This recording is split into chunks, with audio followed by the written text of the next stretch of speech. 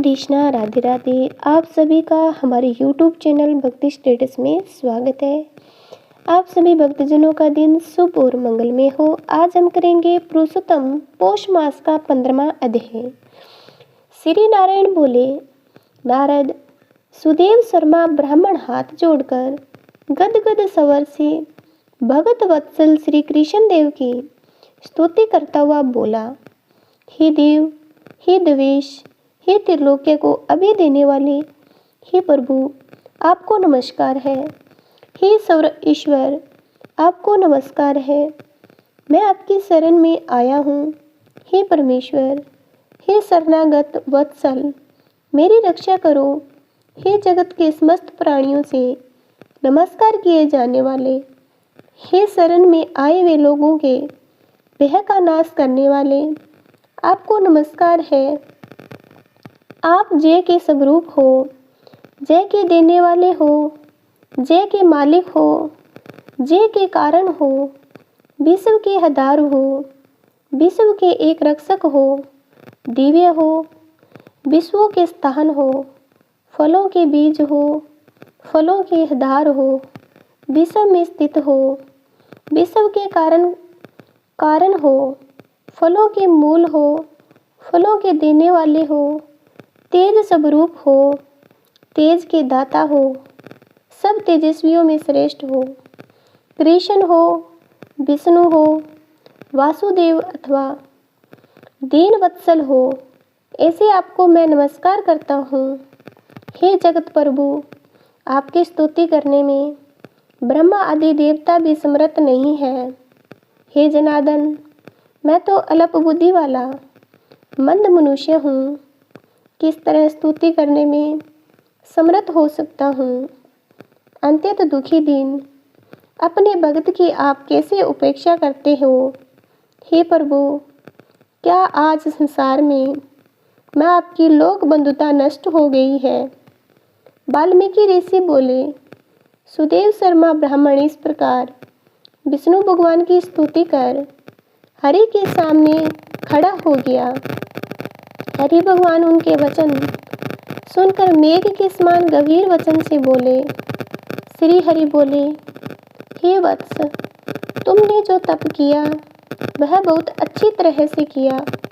हे महाप्रज्ञ, हे तपोधन, क्या चाहते हो सो मुझसे कहो। तुम्हारे तप से प्रसन्न मैं उस वर को तुम्हारे लिए दूंगा, क्योंकि आज के पहले ऐसा बड़ा भारी कर्म किसी ने नहीं किया। सुदेव शर्मा बोले, हे नाथ, हे दीनबंधु, हे दयानिधि, यदि आप प्रसन्न हैं, हे विष्णु, हे पुराण पुरुषोत्तम, कृपया कर आप मेरे लिए सपुत्र दीजिए। हे हरि, पुत्र के बिना सूना ये गृहस्थ आश्रम धर्म मुझको प्रिय नहीं लगता। इस प्रकार हरि भगवान सुदेव शर्मा ब्राह्मण के वचन को सुनकर बोले। श्री हरि भगवान बोले, हे द्विज, पुत्र को छोड़कर बाकी जो न देने योग्य है उनको भी तुम्हारे लिए दूंगा, क्योंकि ब्रह्मा ने तुम्हारे लिए पुत्र का सुख नहीं लिखा। मैंने तुम्हारे भाल देश में होने वाले समस्त अक्षरों को देखा, उसमें 7 जन्म तक तुमको पुत्र का सुख नहीं है।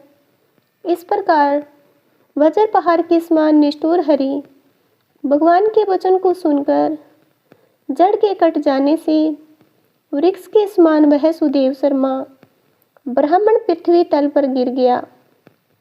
पति को गिरे हुए देखकर गौतमी स्त्री अत्यंत दुखी हुई और पुत्र की अभिलाषा से वंचित अपने स्वामी को देखती हुई रुदन करने लगी। कुछ समय बाद धैर्य का आश्रय लेकर गौतमी स्त्री गिरे हुए पति से बोली। गौतमी बोली, हे नाथ, उठिए उठिए, क्या मेरे वचन का स्मरण नहीं करते हैं। ब्रह्मा ने बहाल देश में जो सुख दुख लिखा है वह मिलता है। रमानाथ क्या करेंगे। मनुष्य जो अपने किए कर्म का फल भोगता है।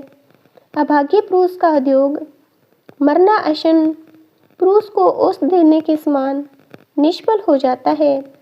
जिसका भाग्य प्रतिकूल होता है उसका किया हुआ सब उद्योग व्यर्थ होता है। समस्त वेदों में यज्ञ, दान, तप, सत्य, व्रत आदि की अपेक्षा हरि भगवान का सेवन श्रेष्ठ है, परंतु उसी में भी भाग्य फल श्रेष्ठ है। इसलिए हे बुसूर, सवत्र से विश्वास को हटाकर उठिए और शीघ्र देव का ही आश्रय लीजिए। इसमें हरि का क्या काम है। इस प्रकार उस गौतमी के अत्यंत शोक से युक्त वचन को सुनकर दुख से कांपते हुए गरुड़ जी विष्णु भगवान से बोले।